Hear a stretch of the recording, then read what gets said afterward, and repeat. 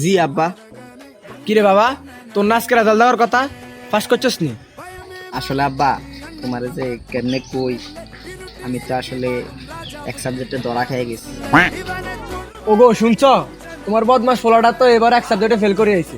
আব্বা আমি ফেল করছি সেটা তো জানলাম, আমি কি কারণে ফেল করছি সেটা জানবা না? হ বাবা, ক তুই কি কারণে ফেল করছস? তো আপনারা সবাই জানেন আমি পরীক্ষা ফেল হয়েছি, কিন্তু পরীক্ষা ফেল হওয়ার কারণটা কেউ জানেন না। তো যেদিন আমার আইসিডি এক্সাম ছিল সেদিন আমার টিকটক অ্যাকাউন্টটা ব্যান হয়ে যায়। আর ভাই যার অ্যাকাউন্ট ব্যান হয় সেই বুঝে অ্যাকাউন্ট ব্যান হলে কতটা কষ্ট লাগেছে। তো আমার ইচ্ছে ছিল না পরীক্ষা দেওয়ার। তারপর আমার সব ভাই বাদার রিকোয়েস্ট করতেছে যে তুই পরীক্ষা দিতে চা, আইসা আমরা দেখবো না তোর অ্যাকাউন্ট নিয়া কি করা যায়। তো আমি পরীক্ষা দিতে গেছি একটু লেট কইরা, এর জন্য আমি লিখতে পারি নাই। আমি ভাই এতটা খারাপ ছাত্র না যে পরীক্ষা ফেল করবো। তো যাই হোক, কপালে ছিল না, এর জন্য ফেল করছি। হ বুঝছি তুই কি কারণে ফেল করছস। আমি আগে জানতাম তুই ফেল করবি, সেজন্য তোর লাগে একটা সারপ্রাইজ রাখছি। কি সারপ্রাইজ আব্বা? তুই সারপ্রাইজ তোর দেখাবো, এলো এটা তো সারপ্রাইজ।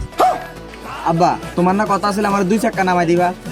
2 চাক্কা নামা দিবা তারে, ফেল করছস 3 চাক্কা নামা দিছি, কালকে এটা চলাবি।